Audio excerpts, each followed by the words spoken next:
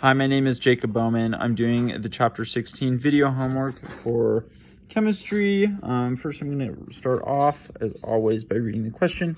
So basically, we're trying to find out, we're trying to find the moles of glucose that a bird must metabolize to fly up to a branch 10 meters off the ground.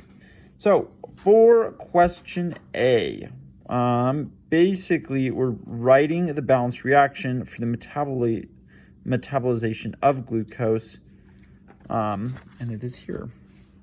So A is C6H12O6.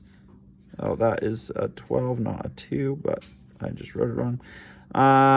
Plus 6 oxygen, 6 O2. That produces 6 CO2 plus 6 H2O. The next thing that we're trying to find is calculating the delta G of the whole reaction for the reaction in A, basically. So we start off by finding the delta G of formation. I should have put a little F right there, for all of these. Now, I couldn't find it in OpenStax, so I just found these on Wikipedia. So they might be a little different from the exact numbers, but I did plug in the numbers.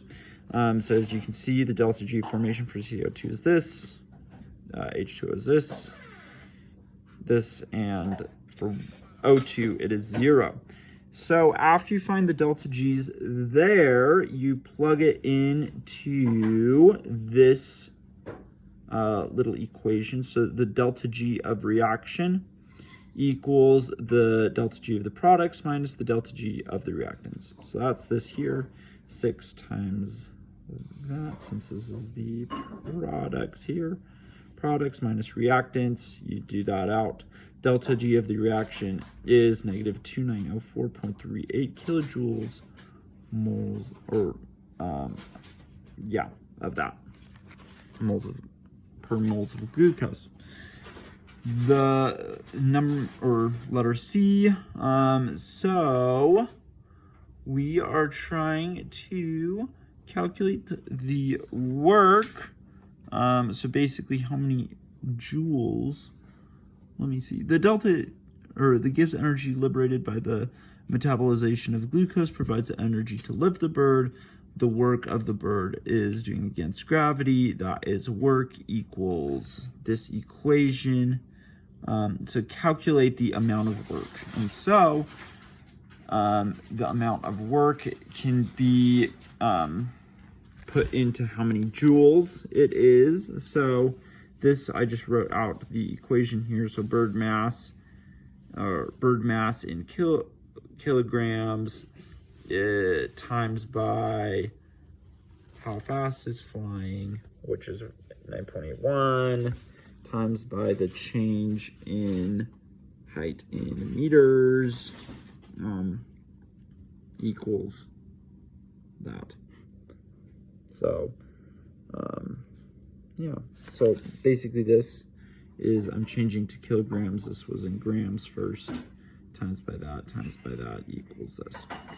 And then 1 kilogram equals 1 joule. So it's a pretty easy conversion.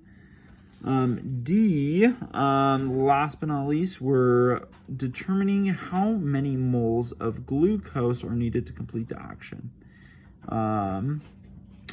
Given that metabolism provides the energy per mole in given B. So that's pretty easy. So we take right here, let me see. So you take the joules divided by the moles, so, or by this, but I changed it to joules per moles of glucose. And so this is the 1 kilogram per 1 joule. So these are the joules, this is the kilograms. So kilograms divided by joules equals 1.0132, I think that's 9 times 10 to the negative 6 moles of glucose. And that's it. Thank you so much.